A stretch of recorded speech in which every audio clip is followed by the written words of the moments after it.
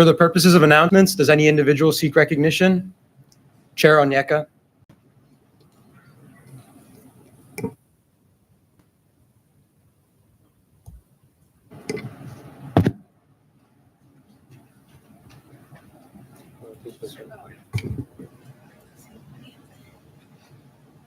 Hey guys, so I am on the DEI student advisory board, and I'm not able to make the meeting today. On Friday. It is 1 to 2. Is anyone available to come in my place? It's on Zoom. I would just need you to just take notes and like tell me what happened this Friday, 1 to 2. Anyone? Oh, Josh? Yeah, it's just like this is like the second meeting. I wasn't able to go to the last one because they changed the date, but it's just about like diversity on campus and like how we can better implement some ideas. And I would just love for someone to come and take notes for me. Yeah? Yeah, I'll forward it to you. Thank you. I appreciate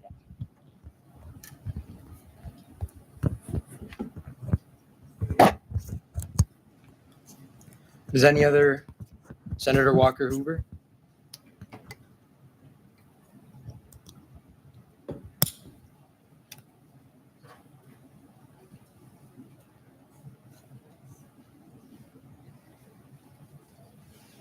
First time using this. Good evening, y'all. I have a couple of announcements concerning civic engagement and national news. So last Friday, MIT released a statement against the Trump administration and for academic freedom. They were supported by 6 other schools in that statement. This is a part of the growing conversation on campus rights and student advocacy. And then UMass, which is the Assembly for Civic Engagement, students in Massachusetts, is having a meeting at MIT, but it will be hybrid, and I will be moderating the hybrid version. So I can get y'all Zoom links to that and more information. Just come see me. This is student leaders across Massachusetts from several colleges and campuses.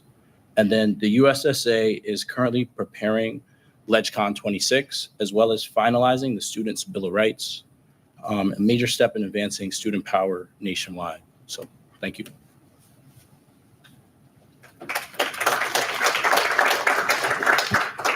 Really great opportunity. Thank you. Does any other individual seek recognition? There being none, the associate speaker will record the roll call.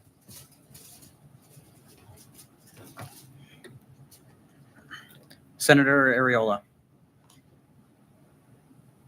Senator Areola, absent. Senator Ashrafi. Senator Ashrafi, present. Senator Baker. Senator Baker, present. Senator Belair. Senator Belair, present. Senator Chamu. Senator Chamu, present. Senator DeHaze. Senator DeHaze, present. Senator DeRiggi. Senator DeRiggi, present. Chair Dami. Chair Dami, present. Senator Dang. Senator Dang, present. Senator Duarte.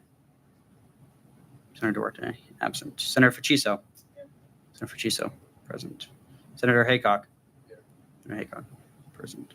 Senator Ercole Espinal. Present. Senator Hiranandani. Hiranandani, absent. Chair Hood. Chair Hood, present. Senator Huang. Senator Huang, present. Senator Jame. Senator Jame, present. Senator Kennedy. Senator Kennedy, present. Chair Kim. Chair Kim, present. Senator Cohison. Mr. Cohison, present. Senator Lamore. Senator Lamore, present. Senator Manikandan. Manikandan, absent. Senator Meesum. Senator Meesum, present. Chair Mello. Chair Mello, present. Senator Nalivo. Nalivo, present. Senator Ng. Senator Ng, present. Chair Nguyen.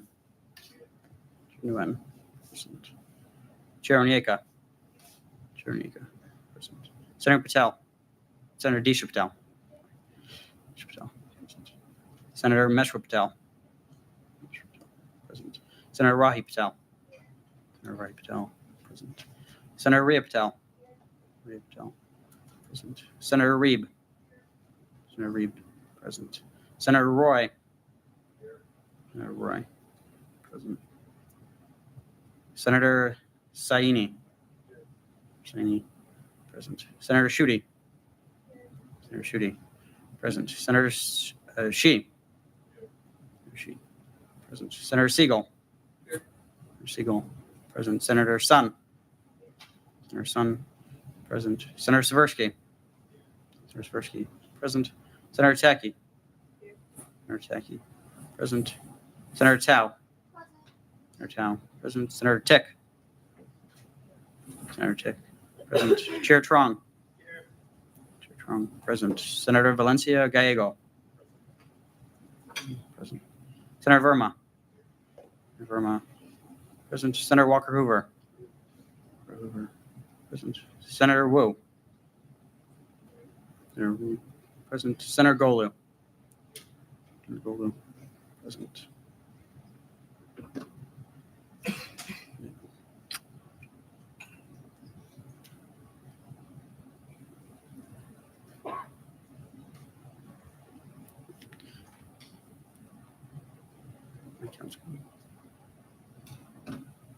With 46 voting members, a quorum is present.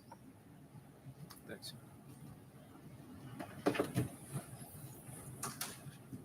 The minutes from the last meeting were sent out 48 hours prior with the agenda. Are there any objections to the minutes?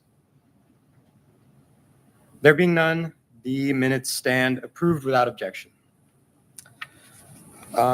So I'll be calling in committee of the whole for a little presentation I'm going to give. So earlier this week, I had a meeting with some members of administration who work at the Mount Ida campus. The Mount Ida campus is going under a name change consideration. And so I'll kind of just give you the spark notes of the presentation that they gave me. Are all of you familiar with Mount Ida? Well, just to briefly go over like some of the context, Mount Ida, it's a 66-acre campus in Newton. It was acquired from Mount Ida College and is now like a satellite part of UMass Amherst. All the staff that were from Mount Ida College still work at the satellite campus now that it's part of UMass Amherst.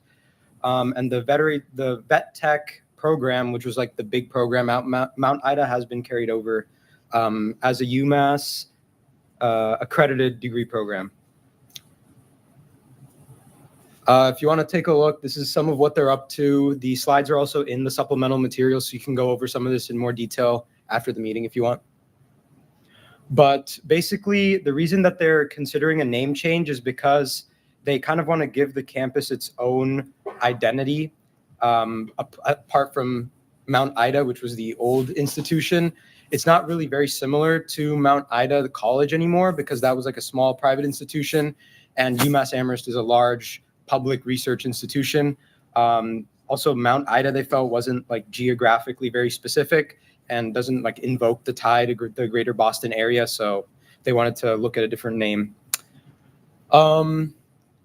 If anyone is worried about the legacy of Mount Ida College and preserving it, they told me they are going to preserve a statue, so no need to worry. But these are the three names that are under consideration for the campus now. The first one is Newton campus of UMass Amherst. It's in Newton, so they call it the Newton campus. Makes sense? Secretary Nevins, you have a question? Have we reached out to the Mount Ida alumni yet? Have they been considered in this decision at all?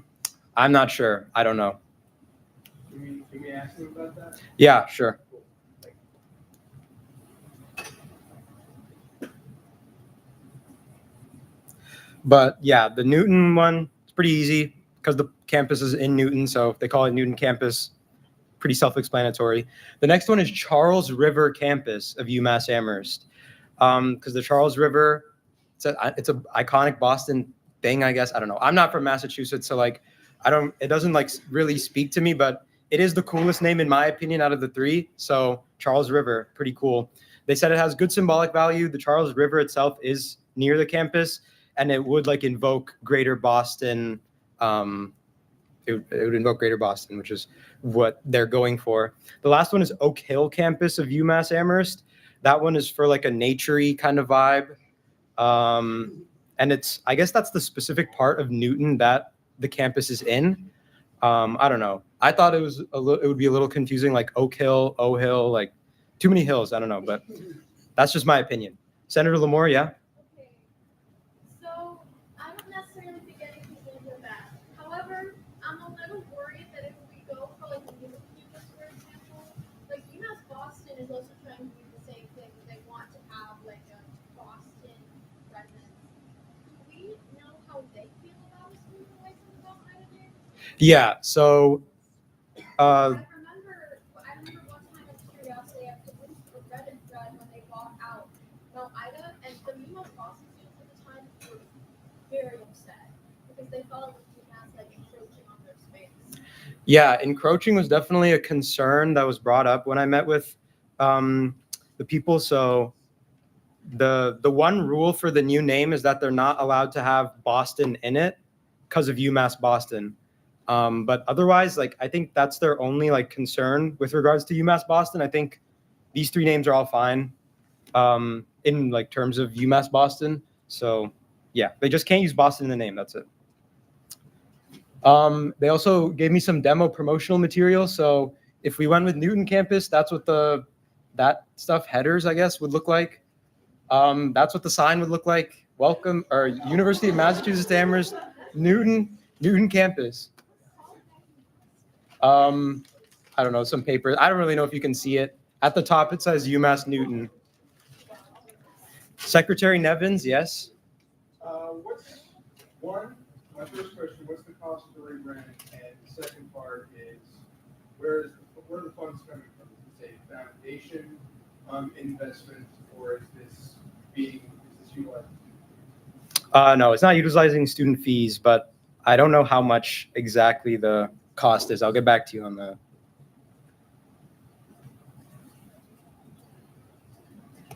Was there a question? Yeah, Senator Tacky. Yeah, so at the end, there's a QR code I'll pull up. That's like their naming feedback form, and they ask you to rank those three, but then they also have a spot for you to like put in a different name if you want. All right, next slide. And that would be their website, Newton Campus, UMass Amherst, Boston, Greater Boston Hub for Professional Development. If we go with Charles River, that would be the headers. The sign would look like that, Charles River Campus. Wait, is there something weird about the sign? What?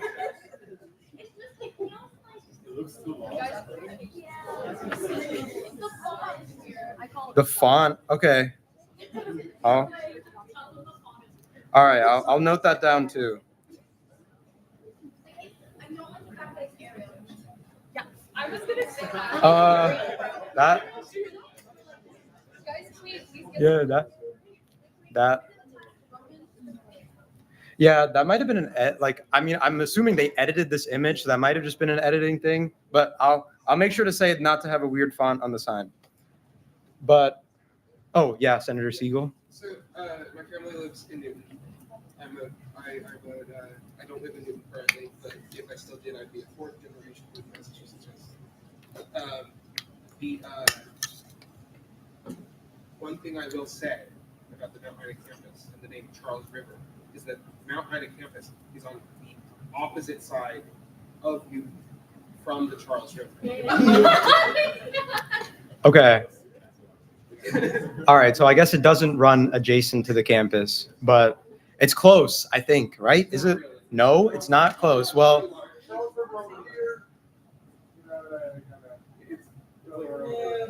The Charles is up here. Mount Ida is right down here. okay. So there's an offshoot of the river that runs near the campus. So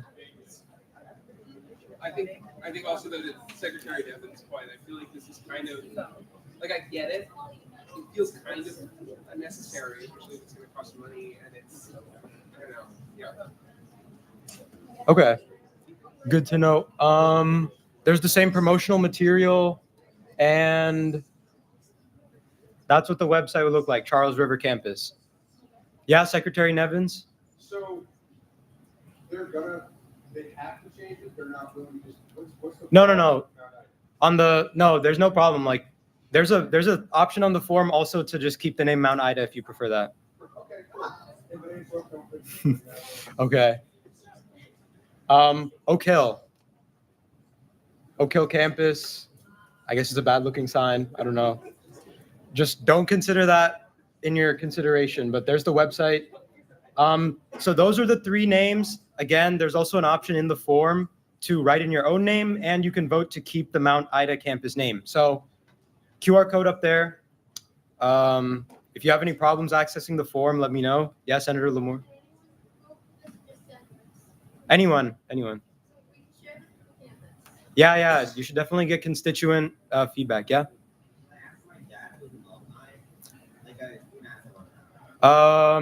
Sure, yeah. Probably a valuable insight or something, I don't know. I'm sorry, I didn't mean that as shade to your dad. Like, send it to whoever you want. It's an open interest thing. They just want to get a sense of what people think about the names, whether it should be changed or whether they should consider something aside from those three. Does anyone else need more time to get the form on their phone? QR code's up for a little bit longer.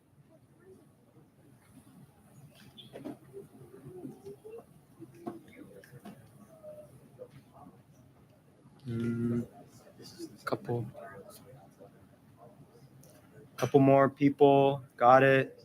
He got it. One more. Again, this presentation is in the supplemental materials folder in the agenda folder that was sent out. So if you didn't get a chance to look at the QR code, it's all available to you guys through your devices.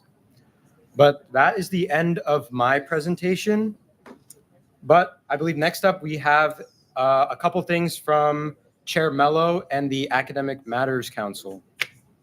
Do you want to bring up a mic? Maybe two mics. Which one first?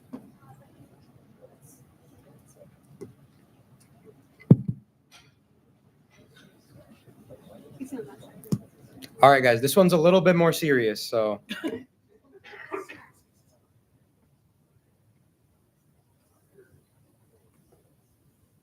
So again, Chair Mello, Academic Oversight, here introducing the Academic Integrity Policy.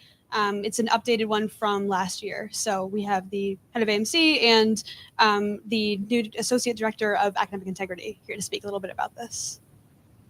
Hi, good evening. My name is Allison Butler. I'm a faculty member in the Department of Communication and also the chair of the Academic Matters Council, which is the group that worked for the past few years on building the new academic integrity policy, formerly known as the academic honesty policy. It started being implemented as of September 1 this year, which I recognize was a holiday, so probably hit most of us on September 2. This is the website. Yes, thank you. The policy is in a few different places on the UMass website. This is the student success. It is also up on the Faculty Senate page if you just wanted to look at it as same policy, just sort of a different organization. And one of the most exciting things to me about the policy was that we got an opportunity to hire Emma in a new position, the Associate Director of Academic Integrity, which is a position that we have not had before. So this is one way that the policy as a whole is going to be much more efficient and much more streamlined because we have incredible, amazing, wonderful Emma who's going to be here and be our anchor for this policy. Really, really briefly, because I know you all have a lot going on. Some of the changes for this policy, especially for those of you that aren't first-year students, so this is a change for you. We worked it to make it kind of educative, sort of a top-heavy policy so that it's educative and informative. There is ideally clearer language for students and for instructors, clear directions, I'm hoping, on timing and processes for if academic dishonesty has been suspected, and multiple ways to move through the process, many of which will intersect with Emma. Obviously, there are concerns these days across campus, across this campus, across all campuses, K through 12 through higher education, pretty much everywhere we go, about AI. We have addressed AI in the definitions of academic dishonesty, unlawful use of AI, inappropriate use of AI, unsanctioned use of AI. We are asking for now and probably for the near to medium future, make sure that you are familiar with your individual faculty, individual courses, AI expectations, per assignment, per course, etc. But that is very much still I don't know if moving target is the right phrase, but it's dynamic. Thank you. Yes, it is very much a dynamic thing that we are all experiencing together in education right now. So there's a lot to be figured out about AI, and I don't think we're going to be getting to any full stop answers about it. It's moving, but we are trying to pay attention to it and address it. If you have any questions and if you all have time on your agenda, we're here to answer them. And also over the course of this year and beyond, a lot of the work that we're going to be doing this year is seeing how the policy works. So if you're seeing glitches, if you're seeing things that are working really well, if you feel like you understand it super well, or there's maybe a gap in it, please let one of us know, or probably easier would be to let Cass and Jacob know, because they're in regular communication with us. But we want to see how it's unfolding, right? We want to see how it is being implemented and make sure that we're doing right by our students, by our instructors, and by the integrity of our education. I'm not sure the rules, so I'm going to leave it up to you.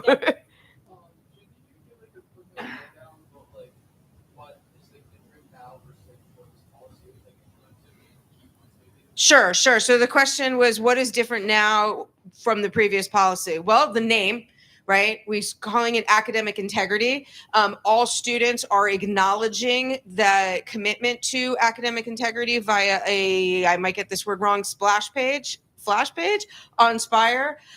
We have ideally become much more up to date in our definitions of academic dishonesty. We have ideally more clear timelines or explanations. Some of the timelines are actually quite the same. What we didn't do was we didn't get rid of what worked. We just tried to make sure we were explaining it and presenting it more clearly. So a lot of the timelines and the processes, like the informal resolution or the formal hearing, et cetera, are very similar, but we're hoping that we explain them and clarify them and provide options for instructors. So we're trying to be a little bit more precise in terms of timing. Sometimes stuff happens in the middle of the semester and there's time. Other times it happens right at the end of the semester. So we're looking at grading deadlines. We're also looking at students who are graduating. So what happens when it's close to graduation? So trying to be really precise about that. We recognize that oftentimes academic dishonesty, suspicion of or confirmation of, can be a really difficult conversation for instructors and students. So we have some prompts for our instructors for how to talk about it, as well as for our students for how to talk about it, right? If you have been, if an instructor has come to you and say they're suspicious of academic dishonesty, and that's really scary. So trying to have some support for maybe ways to address faculty. And we also have, we have two new positions, as it were. One is Emma, and also within each college, there's a college point person. This is mostly for instructors. So if we have instructors who, for example, are new to UMass or new to teaching, some of our graduate student instructors, either TAs or TOs, it's somebody that they can talk to too, to make sure that they're following the policy and getting support on that as well. Because we know that overall, anything having to do with academic dishonesty is incredibly emotionally difficult. So like I said, we're trying to make it more really forward-facing in terms of education and understanding and providing support.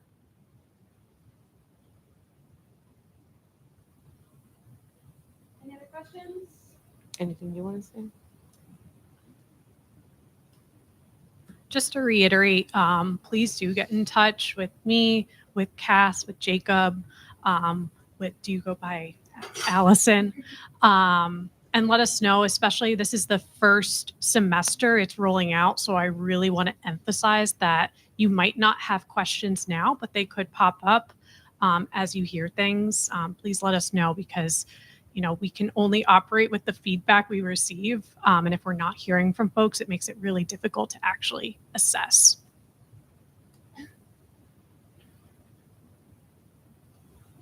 Mic drop.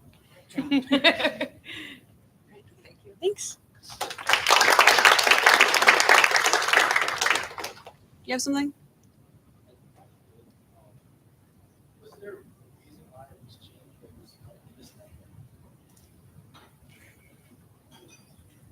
Yes, there was a reason why it was changed. The definitions were outdated.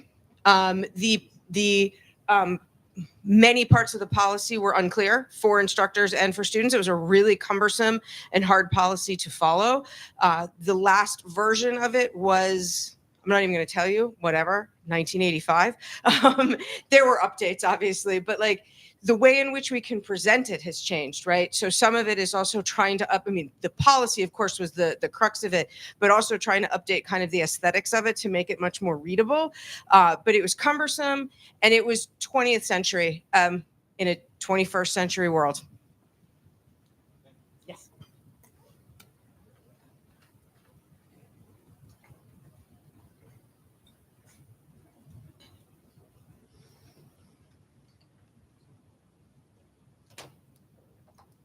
Okay, sorry guys, I'll try to keep this quick. I know we talked about calendars last week. We do have some updates. Today, there was another Academic Matters Council meeting. Go to the next slide. And basically, what was discussed there is the calendar for next year is up at Faculty Senate tomorrow. In the past, I've been informed by some faculty and members of Faculty Senate that they thought that the calendar wasn't great, but that it was probably the best that we could do. But today we learned that there are some members who are concerned about certain things and want more student consultation before voting tomorrow. So we're trying to get some really quick feedback from everyone. So there'll be a survey at the end of this. Please ask questions. I'll do some probably hand voting again as well, just a little bit. And I'll try to go really quick. If you have more detailed questions or anything else that you'd rather just personally, please catch me after this meeting, email me anytime. Yeah.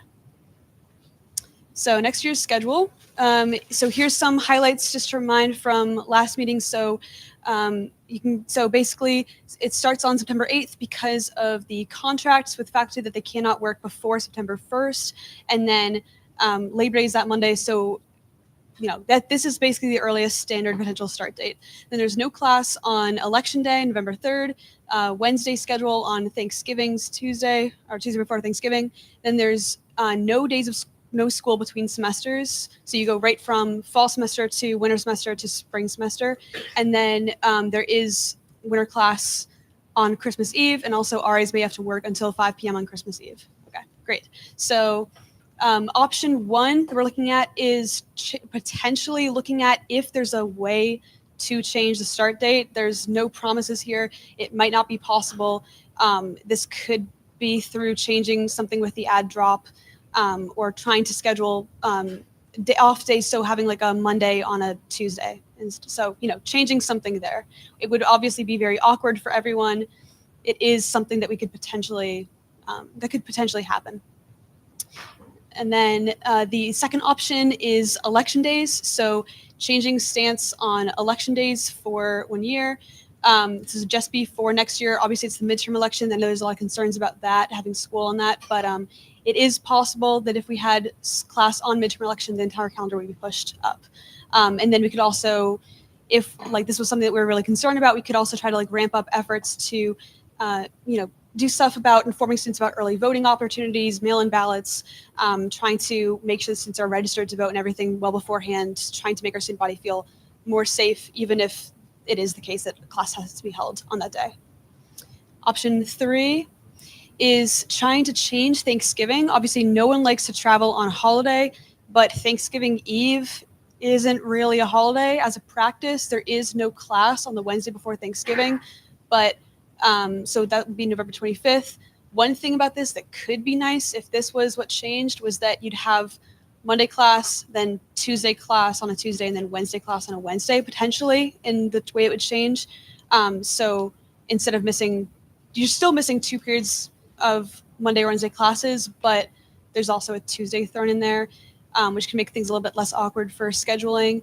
It does also potentially incentivize some students to stay for class that week, which is something that in general is something we might be in support of as people who care about our students succeeding academically, that, more people may be able to or be willing to change plans in order to stay for classes and not be missing as much class. But obviously that's still really awkward for people and it can hurt in the opposite direction.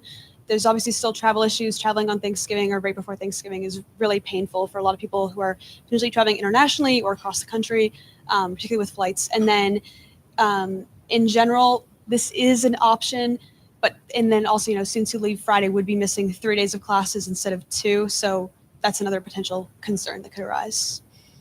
Option 4 is reading day change. So can I get a raise of hands? Like, do we know what reading day is at all? Kind of. Reading day is when, as it says, break between the end of classes and the start of finals. So you go right up to classes until December 15th. December 16th, you have no classes, no finals. It's a day off, day to study, day to prepare. Some days, for some students, it might be more of a day of stress and anxiety before their tests. So there is also that side of it as well. In my personal experience, this is not a day that I have valued very much as a student at all. But I know that some people do have a really stressful finals, do have potentially finals, like a lot of finals would be for like immediately that day. And so that would be obviously not beneficial if you're going right from class into a bunch of tough finals. This is, I heard today, it is currently, correct me if I'm wrong, Farshid, but it's not restricted by current university policies. So this is potentially a day that could have classes held, even if it would be unfortunate or some people would be in favor of it. So just trying to get a quick raise of hands now, like how many people would really value the day off of classes right before finals? Like, is that something that we are in favor of having? Okay, great, that's good to know. Next slide. And then option 5 obviously is to keep the current schedule. So that's also not great. Just a reminder again, classes would end December 23rd. So day before Christmas Eve. That means move out is on Christmas Eve. That means RAs could potentially have to stay until 5 p.m. It is also potentially for some a holiday religious observance, and there can be a lot of travel issues around that time as well. Yes. Yeah, so now we're going to do questions. That's all I have, really. Okay. Cody, could you flip it back to so I can see a September calendar? And Rashid can also offer some insight to this.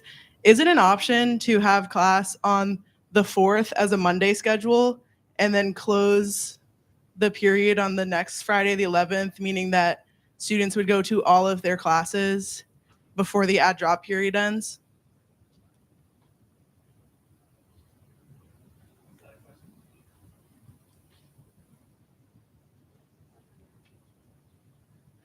Do we need a motion to have someone who's not a member of the Senate speak? No, Okay. Thank you. Vice President Gianna. How do you pronounce your last name? Nalivo. Okay. So, hi, everybody. My name is Farshid Hajir. I'm Senior Vice Provost and Dean of Undergrad Education. I'm also a math professor, and I've been at UMass for 23 years. I know some of you, but those of you I don't know, I hope to get to meet you at some point. So the question is it possible to start class on Friday, September 4th? The answer is yes. It is. So yeah, it would be possible to start on September 4th and have Monday schedule, which would then give Monday, Tuesday, Wednesday, Thursday. The following Friday, we will have 5 full days of, each of the classes. That is a possibility. I would say that I think we've had a few semesters where we started on a Friday and it had not been a particularly good experience for lack of attendance. And there's all kinds of other considerations that go into the starting before Labor Day, because it has a lot to do with people's schedules, their summer activities. So it's not an uncontroversial, simple shift to make based on previous years of discussions at the Faculty Senate. And also it also intersects quite a lot with a whole range of other activities that have probably already been planned for next year, in particular around athletics, the moving in days, the contracts of the RAs, when do they start, et cetera. So making a shift at this stage to next year's calendar around one day over here, classes meet or they don't meet later in the semester, that doesn't affect the endpoints, especially the start. That's one thing. But to shift the start day of the semester could have some really significant effects on things that have already been planned, since we don't usually make such drastic changes to the calendar at this stage of the game. So I love the creativity and the outside the box thinking, because it does solve a lot of problems. But as with any calendar discussion, it's a confluence of compromises and pros and cons that we always try to balance. So that's probably why it wasn't introduced as one of the options here. Yeah, that could also conflict with some potential stuff for like welcome weekend type events for incoming freshmen in particular. In my experience, at least, it was beneficial to have like the move in, and then you have like kind of a couple days to adjust, meet people, everything before classes start. If you're starting classes pretty much like right when you move in and then you have the weekend, it could definitely feel a little bit more awkward for people as well. But it is definitely, yeah. Do you have point of like something relevant or? Point of clarification, is that what they're referring to? Yeah. Oh, it's committee of the whole. Oh, where the hell? You don't need to make a point. And then Charles will be next. Yes. RA's contracts will already have been started. They'll already, because people are moved in, they'll already be working. So that's no problem in regard to the RA contracts. And for Welcome to the U, that starts almost nearly as the students arrive on campus. That'll be starting the 29th, and that lasts for about 3 to 4 days. It's not the whole week. So typically by about second or third there, they should be out of stuff to do unless we start filling in more things for them to do to fill in the calendar. We'd have to reach out to Res Life to confirm that. But as far as RA contracts, moving that to the 4th would do nothing. We would just have to talk to Patrick about that to see if it's feasible, which I can't see asking hurting. Great to have that as an option as well. And good just for information about what the start date change could mean. So Charles, yeah. Yeah, I just wanted to add that I'm strongly in favor of option 1, because I just don't think option 2 is an option because of the midterm elections. If you could start the classes on the 1st or the 2nd, and this just be like the 1 year, because Labor Day is the 2nd week in September, that this is the 1 year where we start before Labor Day over starting or having class on the midterm election day. It just seems more reasonable.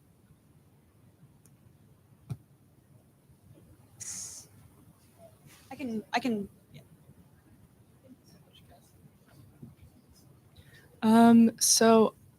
Cody, do you mind putting up the slide with the election day option? So, I at least didn't really get the sense that there was a lot of concern about this, given that it's a midterm year last week. But is there a lot of concern about that maybe in the Faculty Senate or the Academics Matters Council? Because this is seeming like the most equitable distribution of change, as opposed to like the other models seem to be kind of making RAs and like out-of-state people bear the brunt of the calendar, if that makes sense. Did just get an update from the registrar, so just so you're aware, I will answer that question or that comment. Yeah. So just so you guys know, if you can go back to the December one really quick, it is potentially possible for the 23rd to be a shortened day of finals. So potentially move out could happen that night instead. So that's something the registrar just said he believes is feasible. So just so we were all aware, even if the calendar does pass as it is, if these changes, whatever, they're all uncomfortable, but if nothing can be done, if people are really split, that might be something as well. Just so you guys are aware. And then for election days,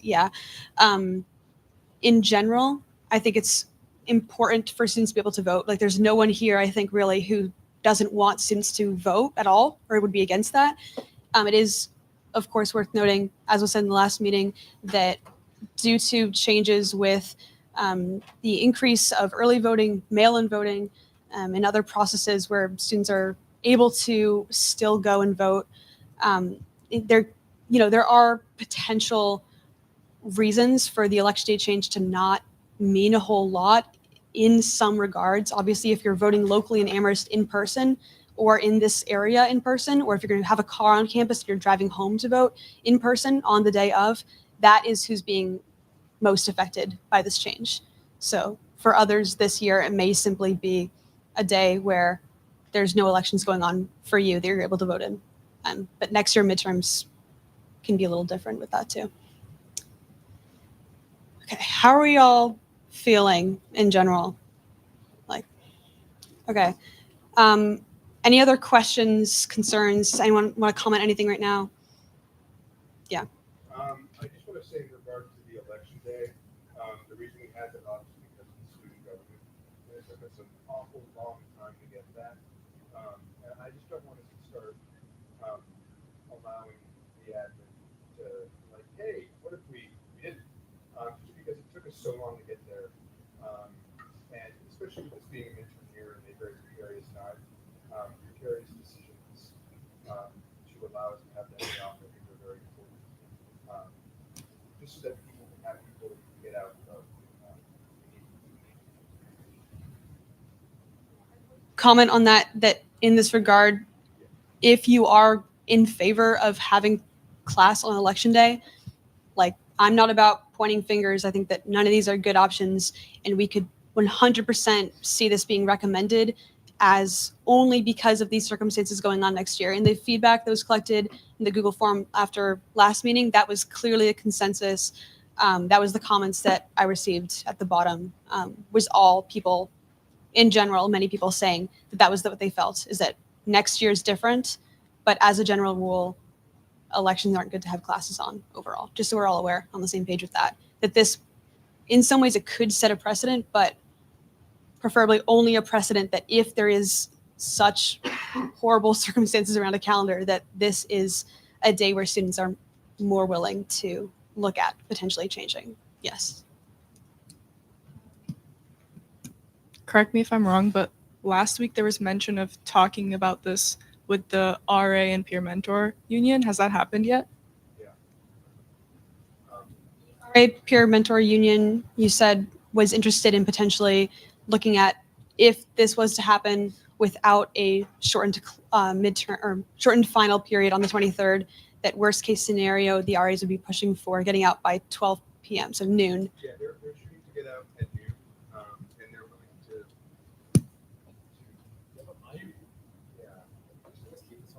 Yeah. I'll let you.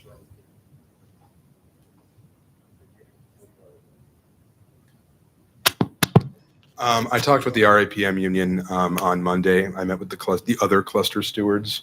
What we discussed was the options that we have to get the leverage to get that noon thing.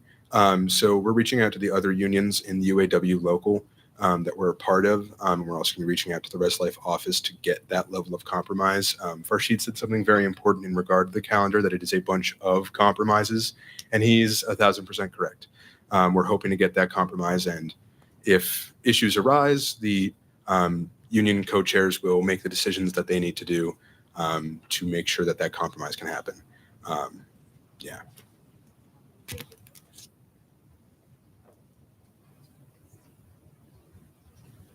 Thanks for giving me a chance to speak again. I just want to reiterate that there was information from the registrar that he just emailed us, Professor Butler, that we could have 4 days of exams with the morning of the 5th day reserved for makeup exams.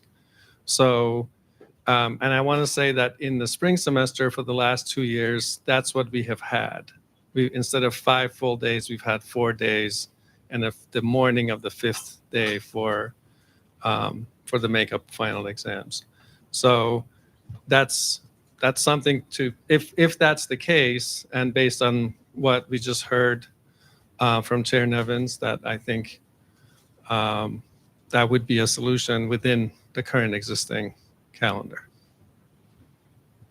So just to quickly run over the options again. So start date change, election day, Thanksgiving, reading day, and then keep the current schedule. And that is potentially something that could go with that. So at the end of this, there's a QR code. This slideshow is also in the supplemental materials for this meeting. So if you want to look at this, you want to send it to anyone else, please do. We're always looking for consultation from anyone.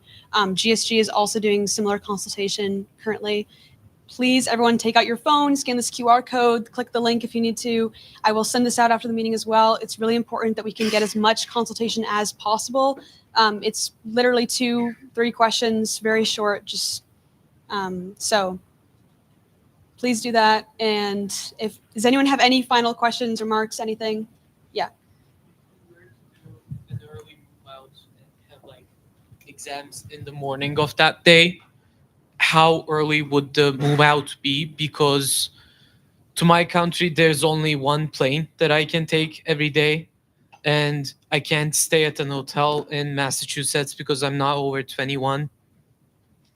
Yeah, so in that case, what Farshid just said is that potentially that could be a makeup day. So makeup days are typically if you miss a final or if you have a certain number of finals, I think it's 3 scheduled in one day, you can move another one to be a makeup or on the makeup day or makeup in your own time. So typically the 5th day would be some combination of makeups and finals. But if we're able to move stuff so it's just makeups, that would be on you to make sure you're not missing exams. Make sure that you have everything coordinated on your end with your professors, and anyone with extenuating circumstances who needs support, needs help. I'm always happy to work with you or anyone on anything like that.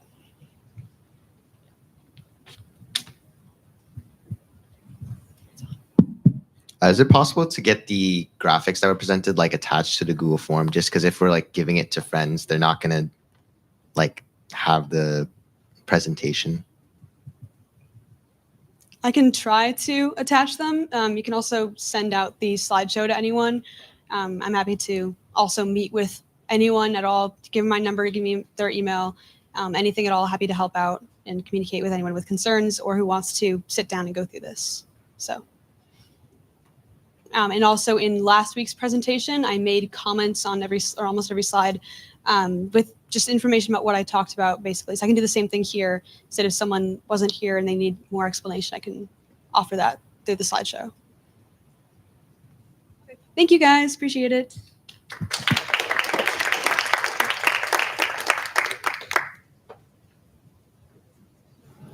Is there any other business for Committee of the Whole? All right. In that case, the Senate will be in order and the Committee of the Whole previously called into session stands adjourned. The Senate will continue considering the remainder of the agenda, and that means parliamentary procedure is back in effect. 3 special orders were submitted to the Office of the Speaker. The Senate will now consider S28, a motion to appoint Sophie Knowles to the position of Undersecretary of Veterans Affairs for the academic year 25-26. Chair Kim. Subsidiary motion to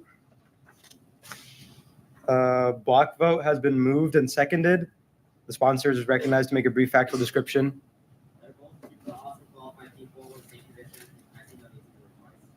Any questions? Is there a need for debate? Okay, with no indication of a need for debate, the motion is called and the question is on the adoption of the subsidiary motion to block vote S28 and S29, so to consider them in one vote. All those in favor say aye. Aye. Those opposed say no. Those abstain say abstain. In the opinion of the chair, the ayes have it and the motion is adopted. So we are now considering S28 and S29.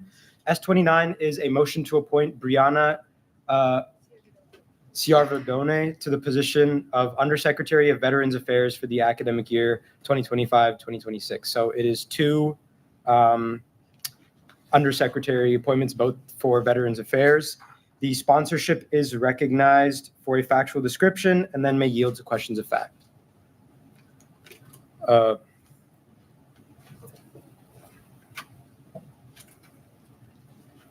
Yeah, these two candidates were great options.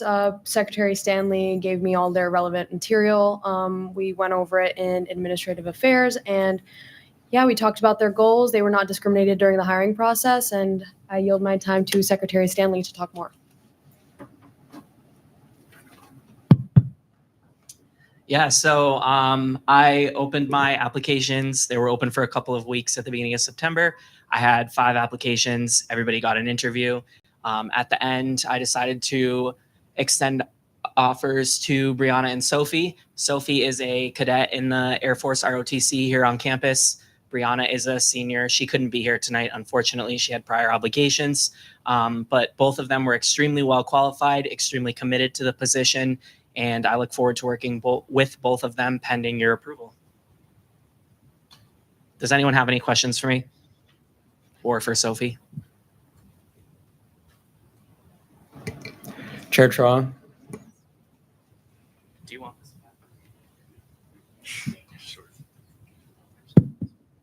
Yeah, just a question for I guess Sophie. I don't know, is she here? Yeah. What sort of projects are you looking forward to working on?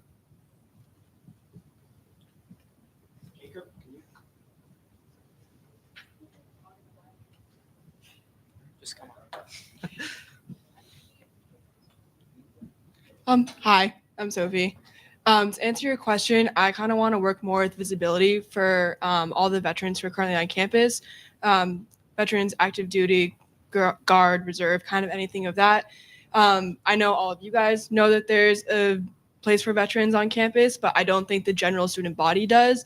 So I want to kind of focus more on visibility for that, making sure they have the things they need and that professors understand any kind of extra workarounds they might need for work if they have, say they need to go to base for a weekend or something for extra training for guard, or if they're called away on deployment, like making sure that they have the resources in place for professors to understand their situations and make accommodations to them for classwork or for kind of adjusting their major plans if they're not going to be able to finish on time, and just making this community a bit more visible on campus for all the student body to see. Any further questions? Yeah, hi. How would you respond to students such as like the large activist community on campus who like oppose the presence of ROTC here on campus at UMass? So that is a pretty loaded question, and all I can really say is that everyone's kind of entitled to their own opinion. If they're kind of are like mad at the institution itself, it's just that it's an institution. We're all individuals within the program, and our motives may not be what your initial assumptions are. So I know I've personally been kind of screamed out on campus for saying like, why are you in this program? Like you're going to go kill children. But my response to that is I have my own motivations and I don't need to tell you what mine is.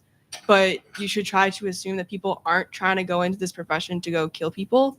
It's not really our duty. Like there's a lot of humanitarian work done. But I would just say like on a large thing in regards to the entire student population, we're just trying to do our jobs. And a lot of us are here for the education benefits. And serving is like something that comes along with that commitment. But I guess to your point, we could also do a lot more outreach as to what these programs are here for and who the people in them are, and try to differentiate the person from the institution a little bit more. Yeah, just to add on to that as well, speaking as the Secretary of Veterans Affairs, everybody obviously has a right to their opinion, especially, that's especially important to protect, but also equally important to protect is everybody's right to be on campus and exercise whatever choices or whatever activities or I don't want to say extracurriculars, but extracurriculars they choose to be a part of. And that's something that we all have to work towards respecting and understanding that some people may like things that we don't understand or we don't want to do, and that's totally fine. And it's something that we also definitely will be working on this year, is to create a more increased understanding of what ROTC is really about, what active duty students and what veteran students really are going through and have gone through, to kind of increase understanding, to correct misguided interpretations, while also respecting other people's opinions.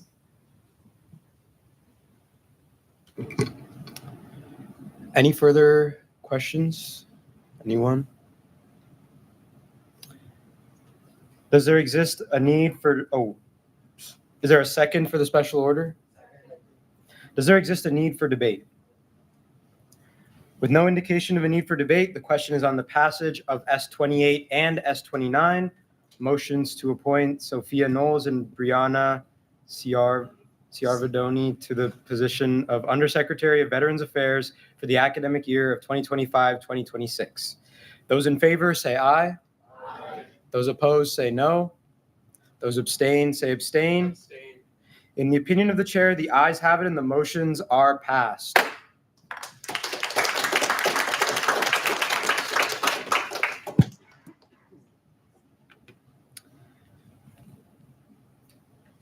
The Senate will now consider S30, a motion to appoint Owen Mullins to the position of Attorney General. The sponsorship is recognized for a factual description and then may yield to questions of fact.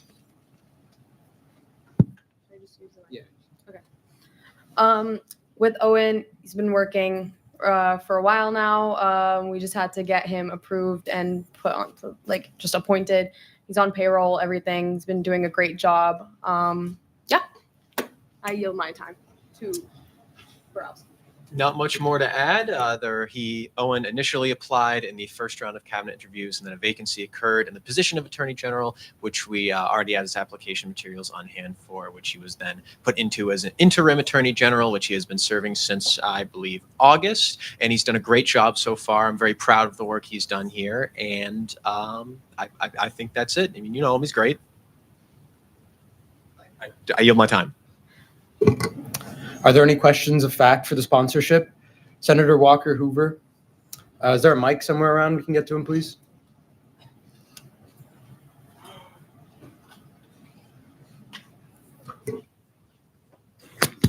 Yeah, that was loud. I just wanted like a timeline, because I didn't even know Owen was the interim Attorney General, which is maybe my bad. But when like the vacancy occurred, when Owen was put into, the position and, some of the work that Owen has done so far, just a brief for my constituents, So he was put in around late July, early August. We reviewed the applications of everybody who had previously applied for Attorney General. In his work so far, he's been spearheading a lot of work on the conduct advising program, along with Deputy Attorney General Beltrami, as well as that he's done a lot of work in the position of just bylaw-wise what the Attorney General is supposed to do here in terms of being our quasi-legal counsel, in terms of making sure that the university is following the standards they set for us. So there's been a lot of accountability work on the university administration on his behalf, for which I am very grateful. So a lot of just bookkeeping, keeping the conduct advising program healthy, strong, and making sure that we follow our own processes correctly, and making sure the university does the same.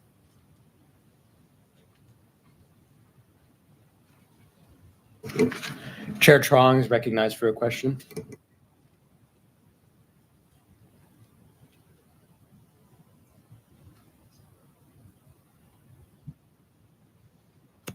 Is this on? Okay. Whoa.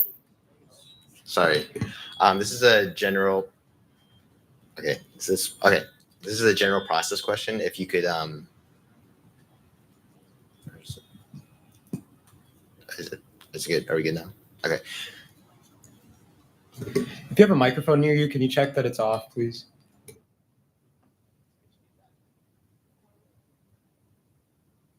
It's a general process question on like when you mentioned like you appointed like him as an interim, and I was just wondering when you decided. Sorry, this mic.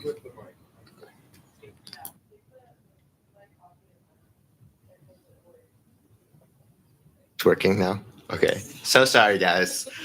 How many applicants did you guys have in terms of if when you appointed him to the position of an interim, did you just then move him from interim to attorney general, or is it just like an application process that was open to general? There was public? no secondary application process. He was appointed interim based on the initial applications we had for the cabinet in the spring semester, and then was transitioned immediately into permanent attorney general.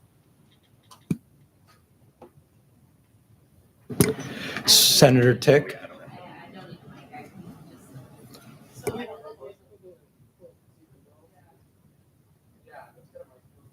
Hi. Okay.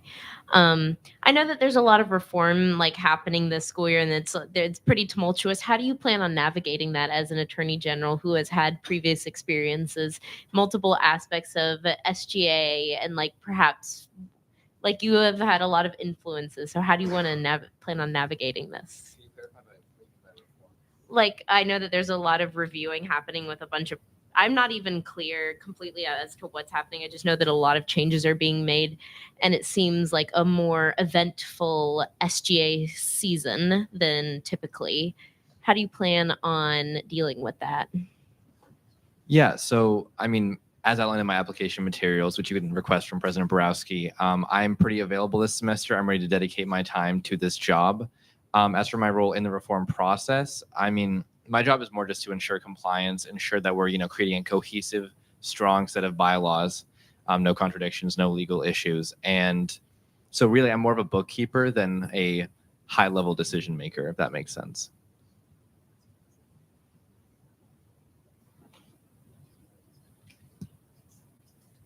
Any further questions?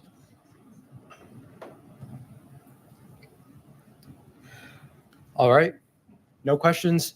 Is there a second for the special order? Does there exist a need for debate on the special order? With no indication of a need for debate, the special order is called, and the question is on the passage of S30, a motion to appoint Owen Mullins to the position of Attorney General. Those in favor say aye. Those opposed say no. Those abstain say abstain. In the opinion of the chair, the ayes have it, and the motion is passed.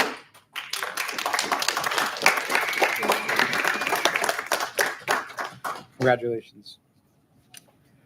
No further special orders were submitted. We do have some unfinished business from the previous meeting, S23. Chair Kim.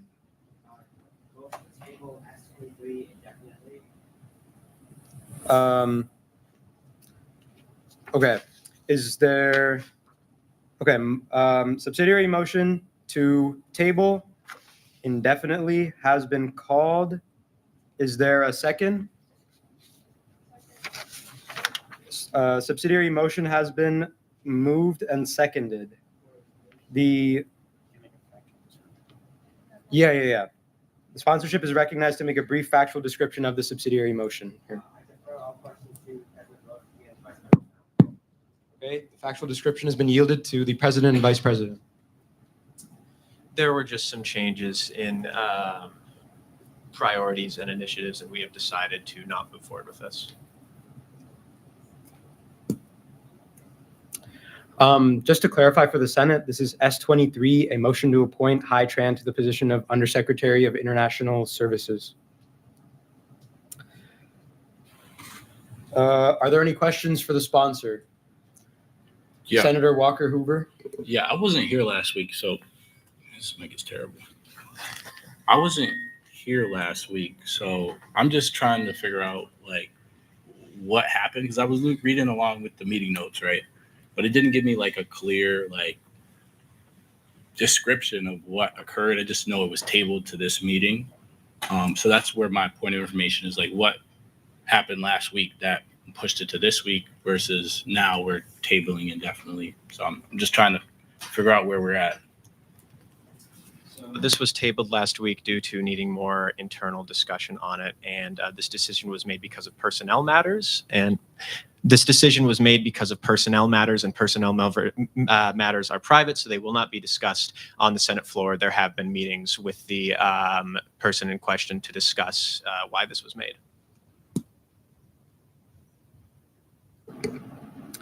Any further questions for the sponsorship? Yeah, Senator Walker Hoover. I don't want to push, but is this like, conduct? Is this integrity? Is this like, could you be that specific, or is it like just we're leaving it at where we're at? I do appreciate the question, but unfortunately, we will not be making any specifications because it's a personnel matter.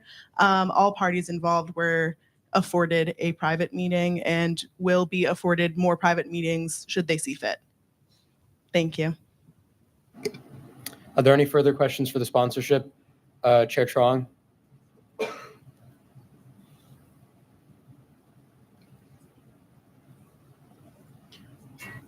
Remove the microphone, like unclip it, and then hold it away.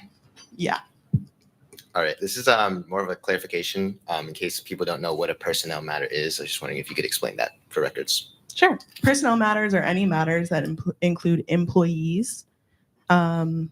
This was a matter which included a prospective employee and also the secretary, which this undersecretary would have worked under. Therefore, we cannot disclose because it's a private matter. Thank you. Are there any more questions for the sponsorship?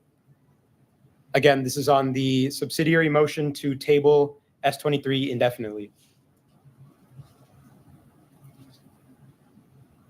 With no further questions. Yes, Chair Nguyen is recognized.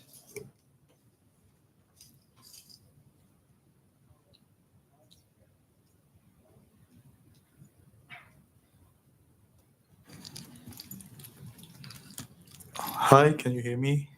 Okay, it works. I'd like to know more about the process before that, why you decided to hire him initially, and then, so is that like the personal matter occurs before that or after that, the decision of hiring?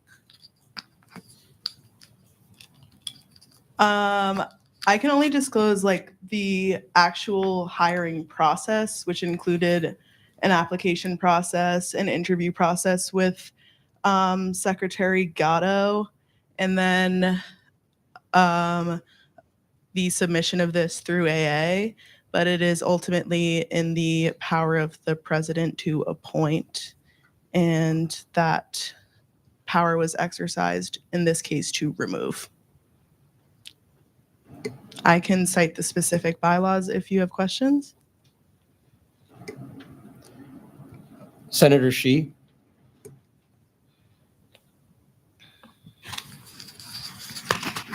So I unfortunately am in the same position as Senator Walker Hoover, where I wasn't here last week. And ultimately, I'm seeing this motion to table indefinitely, and I still don't fully understand the reasoning behind it, right? And I'm not digging for like dirty details and everything like that. I am just like, I would like to be a little more informed on, like, for example, you cited the bylaws that you were talking about. Any available information that you can provide about this, I would love to hear. Sure. So the motion to table last week was a combination of two things. The office of the president needed more time to consider, and High had a midterm. So he couldn't be here.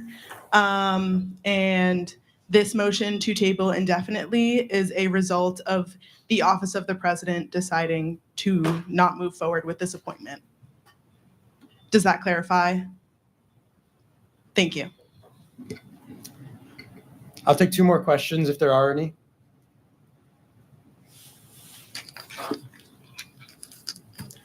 Yeah, Senator Tacky.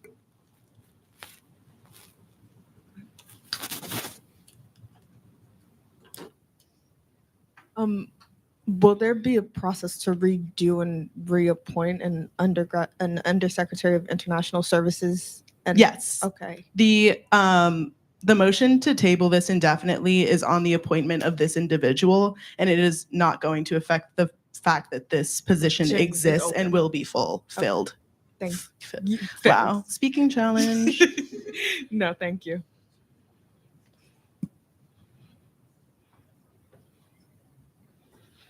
I'll take one last question. I saw Senator Walker Hoover's hand go up first. Okay. You said one last question, but I kind of have two. Quickly though, it's a quick first one. It's a quick. Was this a paid position? That's the quick one. And then the second one is, due to the like circumstances of like immigration and everything in this country, what is the like urgency in filling this role? Because like, you know, ICE exists. So It is a paid position and it is urgent that this be fulfilled.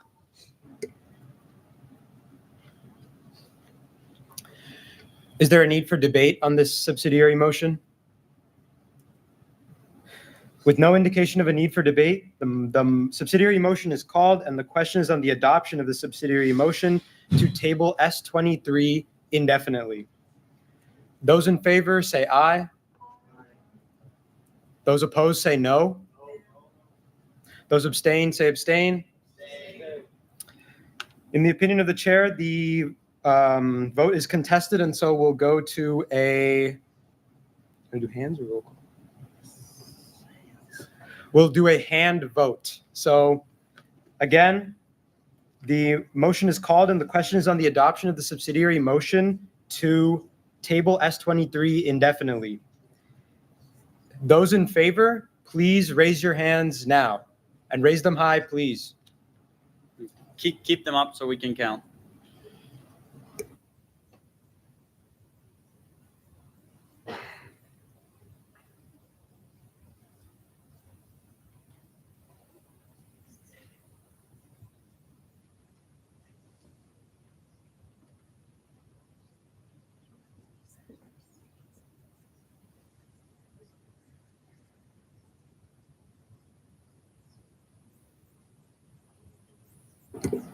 Thank you. Those in favor, you can put your hands down.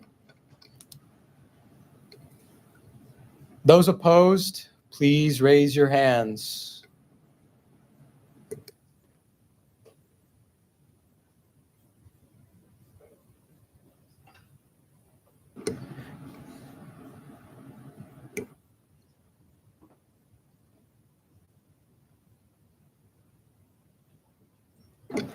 Thank you. Those opposed, please lower your hands. And finally, those abstained, please raise your hands.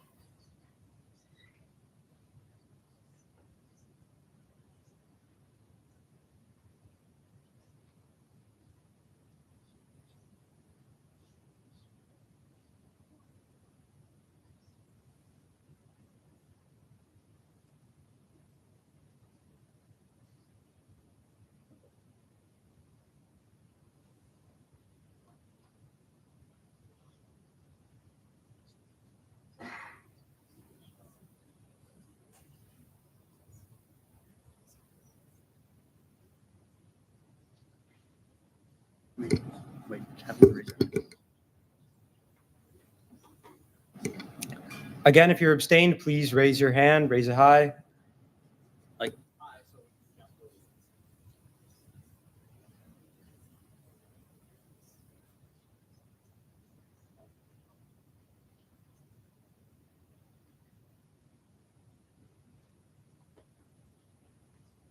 Thank you. Please lower your hands.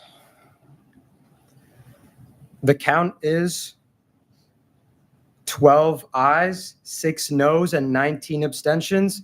The subsidiary motion to table indefinitely is passed.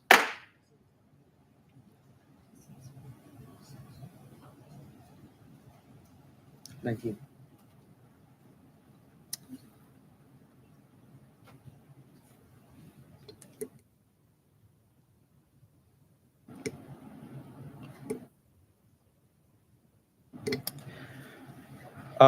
Three resolutions were submitted to the Office of the Speaker, as you might have seen when we sent out the materials in advance. However, the chairs have voted to invoke consultation on all three, and so they will all three be tabled to our next Senate meeting on the 22nd.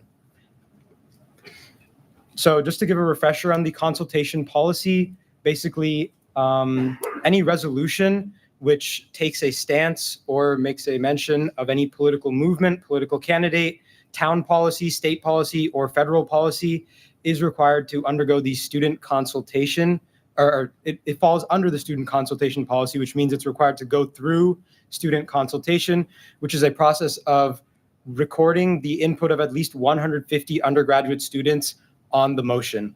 So these motions will be tabled until that 150 is collected, which is expected to be the 22nd, and so they will not be considered today.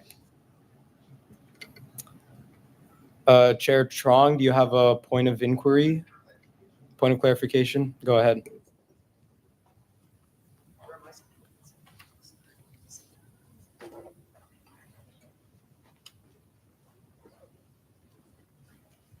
So brief point of clarification. The Senate does technically have the authority to override the chairs if they feel so. I'm just putting that for the record. Yes, that's true. Point of clarification, Chair Kim, you're recognized.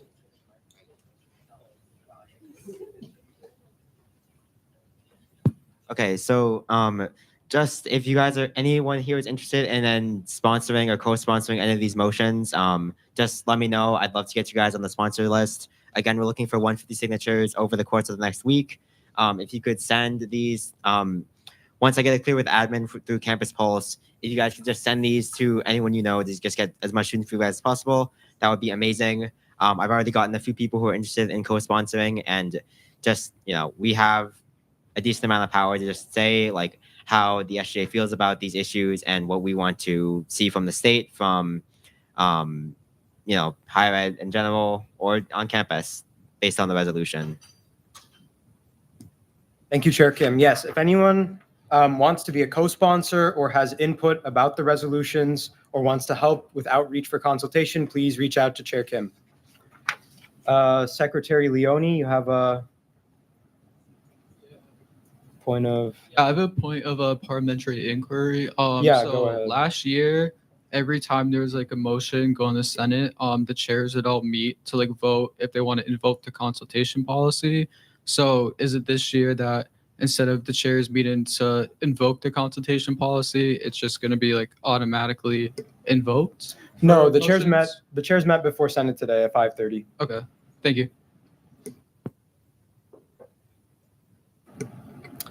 Yes, okay. So we will not be considering those three resolutions, and no other main motions were submitted to the Office of the Speaker, which means we'll move on to office reports. Chair Nguyen.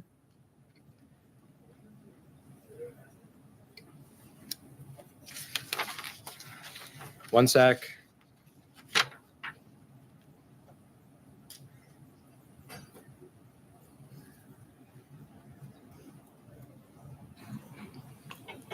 Hello? Okay, it works now. Hold on. Wait a sec, please. Okay.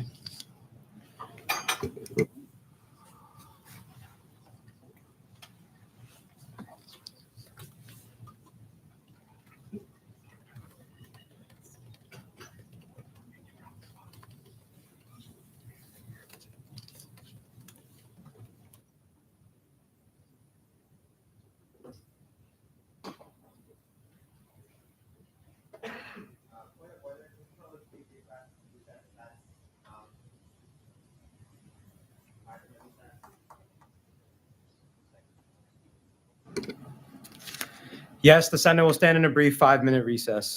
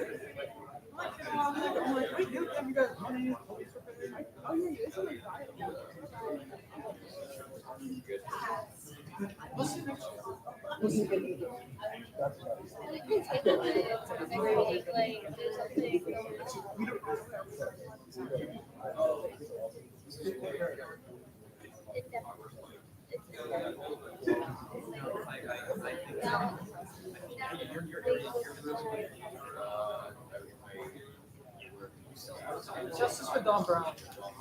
Bring back Don Brown. Let's give him the third seat.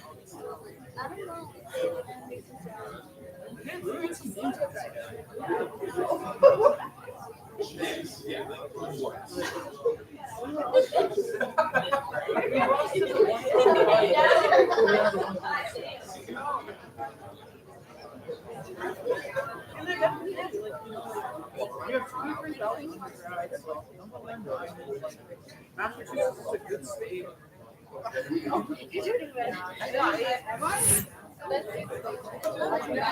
don't make us any money. The football team doesn't make us any money.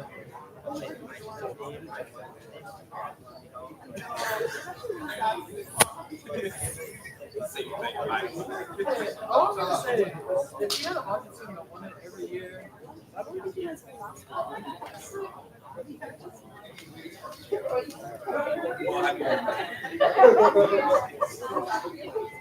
Eric Adams, Amherst is the United States.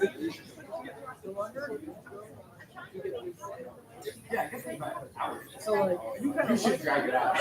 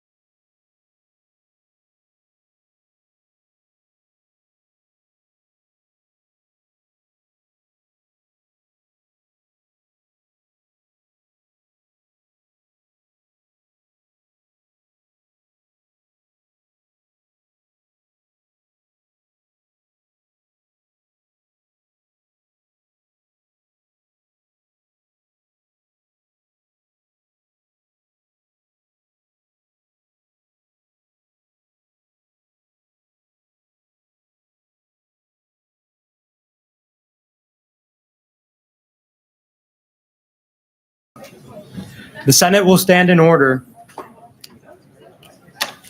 Everyone take your seats, please.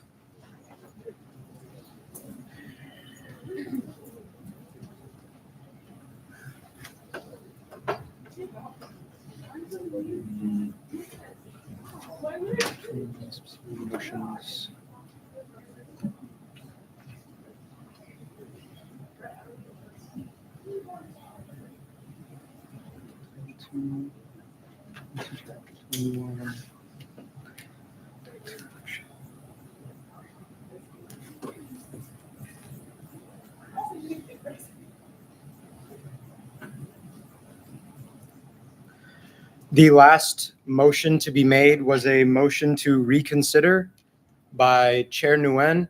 Unfortunately, per Title II, Chapter 21, Section 5 of the bylaws, a motion to reconsider is out of order if it is not from someone who voted on the prevailing side of the motion, which was the motion to table indefinitely.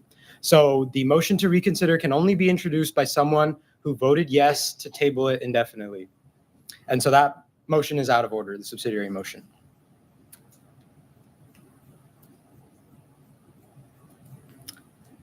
The Senate will move on to considering the remainder of the agenda.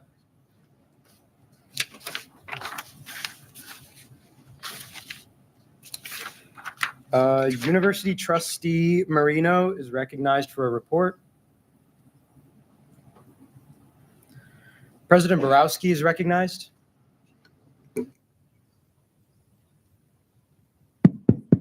Hey guys, I know it's been a night. Again, I encourage anybody in this chamber who has any questions on anything at all as pertaining to the SGA to please come to me and Vice President Naliva with any questions afterwards. In terms of reports, this week was a very ebb and flow. There wasn't really much. However, the one thing I would like to say is to not waste everybody's time is that tomorrow at 5 p.m. in the Student Government Office, we will be having an open discussion on the internal restructuring of this organization. I know a lot of you have already expressed interest in this and been added to the email chain. However, for those of you who are interested, but I don't have your name and you're not on the Google invite, my email's up there. Send me an email before the end of this meeting to get added to it, or just show up. I would like as many people in this room as involved as possible. That's all I have. Thank you. Thank you, President Borowski. Vice President Nalivo is recognized. I'm going to be quick, so I'm not going to go out there. But my report out was in a different format this week, but it was responded in the email chain. Feel free to take a look. My contact information is at the bottom if you have any questions.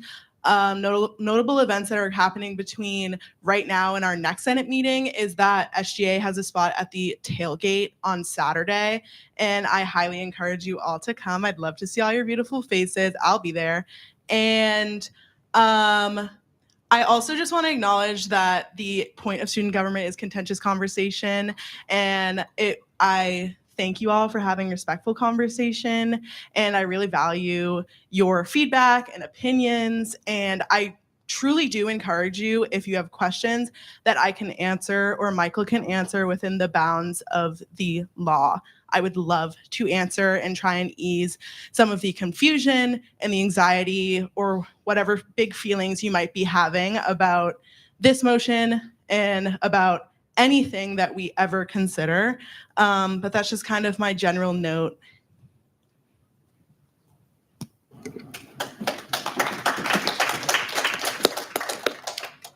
Thank you. My report out's in the packet. Actually, just one thing. If you did not get your Senate training headshot sent to you by email, please come up to the podium after Senate. That's it. Associate Speaker.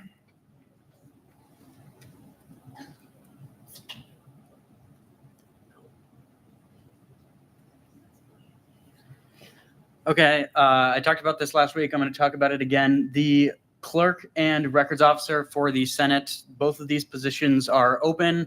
The deadline to apply is the 18th, which I believe is Saturday at midnight. These are both great positions, great ways to get involved in the office of the Speaker, great way to get some leadership skills and to help Sean and I out. And so we'd really appreciate it if any of you guys were interested, if you'd apply. And if you have any questions, please feel free to come up to me after the meeting, or feel free to shoot me an email. The rest of my report out is in the packet. If you have not done your VPN training yet, the makeup session is tomorrow at 8:15 in the student government office. You should have received an email if you need to make that up. So please, please, please attend that. And if you cannot make it, email me as soon as possible. This is a requirement if you want to be able to vote on financial matters. So thank you.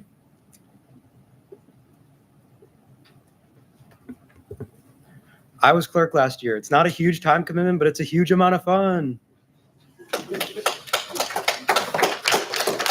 Well, thanks.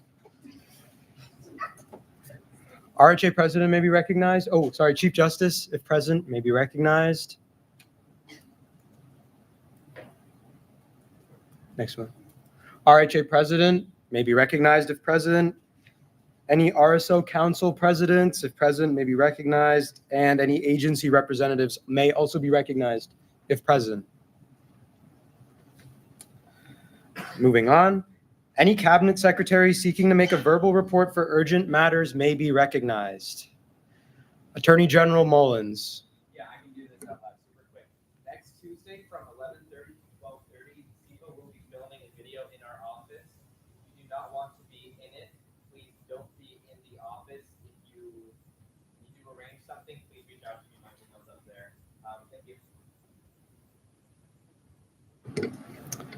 Secretary DeMarco.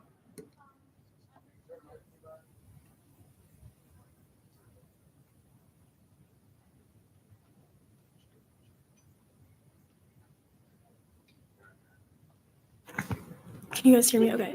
I just wanted to say it really quickly because I didn't get my report out this week. But right now I'm working on RSO applications. The final submission will be released soon.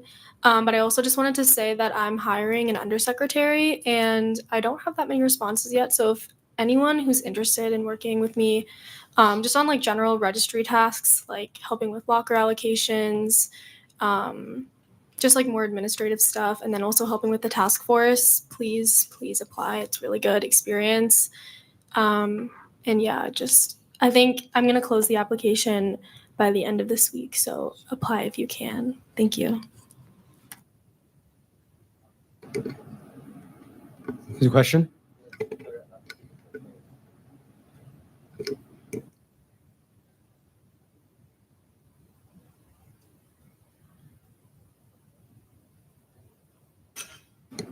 There's an issue with the form, I think, the Google form. It's not accepting responses anymore. Yeah, we'll double back on that. But it should be open till the end of the week. Open till the end of the week. Secretary Nevins is recognized. I have a few task forces opening up, one on university food insecurity, another one on engagement and advocacy, and then there's some other stuff. You're going to be seeing some Google Forms coming up about interest in those things so that we can have as many senators involved with that as possible. And as soon as those charters get approved with my bosses, I will have them sent out to you so you can peruse them on your own time. Thank you. Secretary Hogan. It's correct. I did not submit my report out. Hi, guys. I just want to stress that I would really like to see everybody show face at the tailgate. I know it's a silly thing to say, but a lot of people do not know what SGA does. They do not know who you are, and we're more powerful than other SGAs, which is fun. And we would love to come see you at the back of Peter's dad's pickup truck. That's the place to be on Saturday, tailgating for this country's worst Division I football team. Woo! All right, Benford!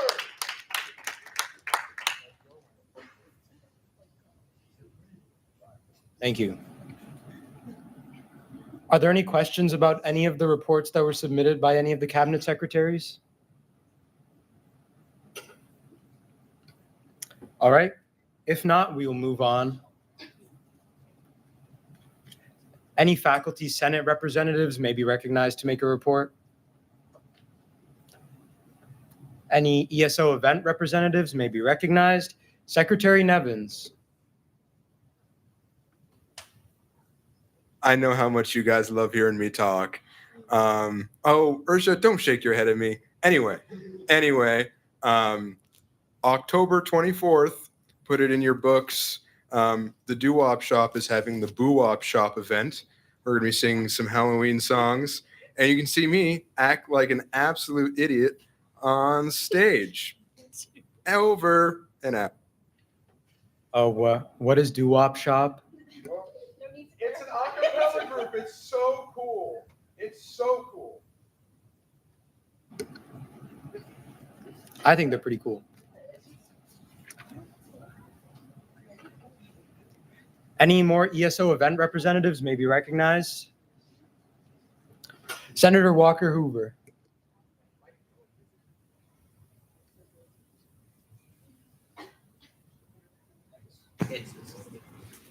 Next Tuesday, October 21st, NAACP's first general body meeting.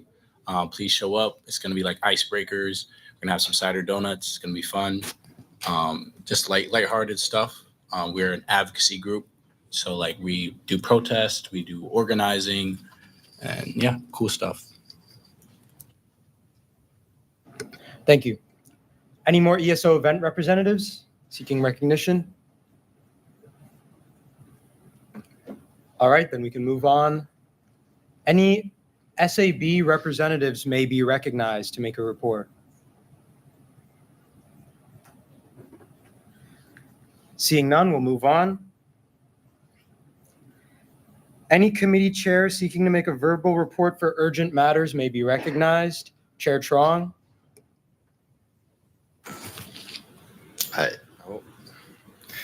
Very briefly, just for financial transparency, the Ways and Means Committee meeting times have been finalized on Tuesdays and Thursdays from 5:30 to 6:30 in the Student Union SGA office with virtual options available upon request. We are under full way with the financial reforms, and if anyone wants to get involved, you can apply via special assistance. If you're a senator on another committee, you can just reach out. There's always more work to be done. Thank you. Thank you, Chair Trong. Are there any other committee chairs who seek to make an urgent report? Chair Dami.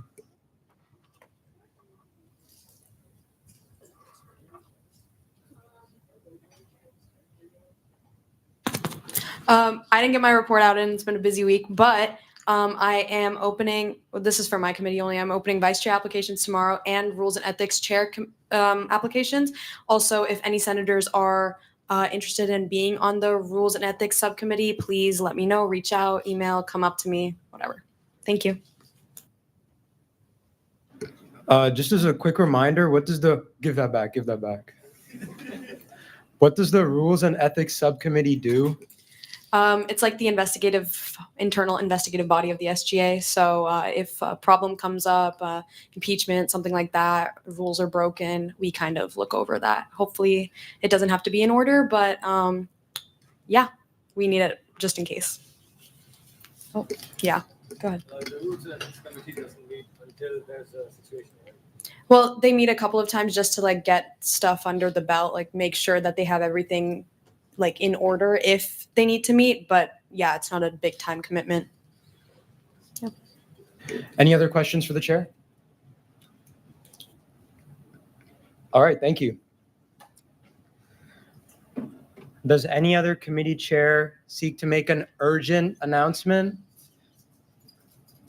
Chair Hood.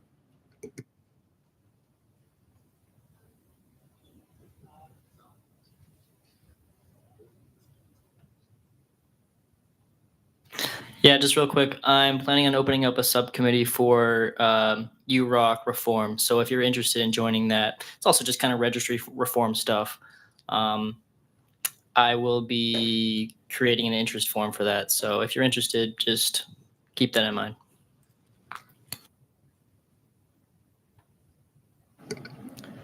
Thank you. Any other committee chairs? Are there any questions for any of the chairs about their submitted reports? All right, seeing none, we'll move on. The SGA advisor is not here currently. Hopefully he's having a fun time in Arkansas. Yeah, Arkansas. Crazy, huh? Next one. Are there any motions on the floor except a motion to adjourn? Except to adjourn? Okay. All right. There being no motions on the floor except a motion to adjourn, the associate speaker will record the ending roll call.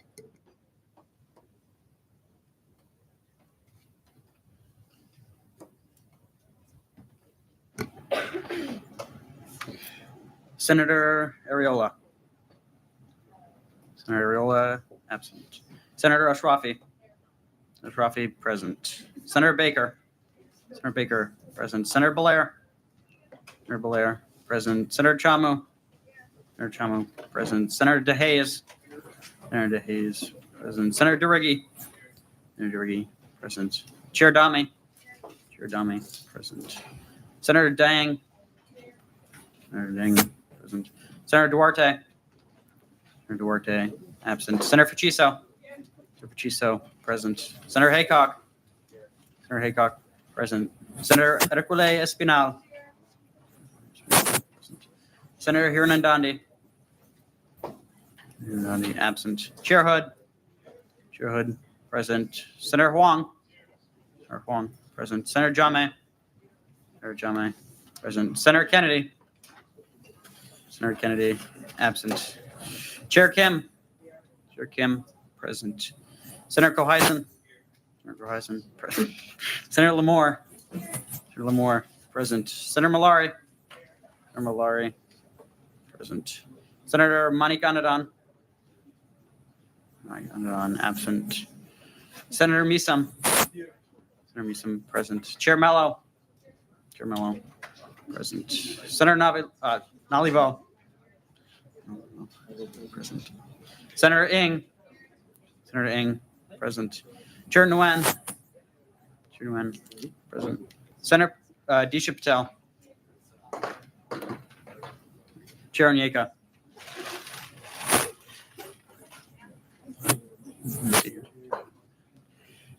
Senator Meshwa Patel.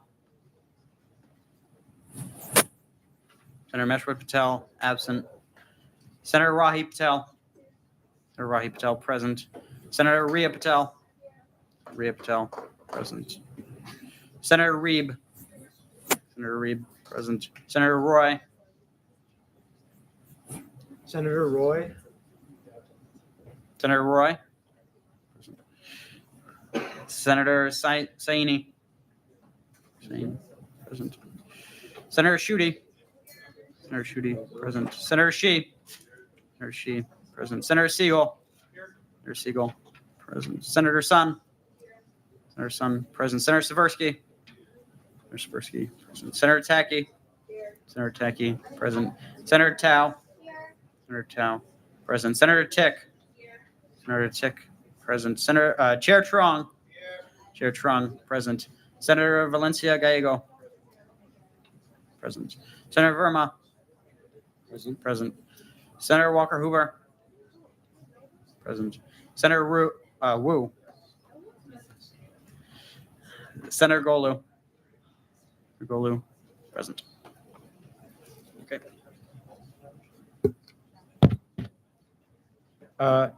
Any motions on the floor? Senator Valencia Gallego. Is there a second? Second. All right, the motion is on the, the question is on the motion to adjourn. Those in favor say aye. Aye. Those opposed say no. Those abstain say abstain. The ayes have it, and the motion is adopted. Accordingly, the Senate stands adjourned until 6:30 on Wednesday, October 22nd. Have a good night, everyone.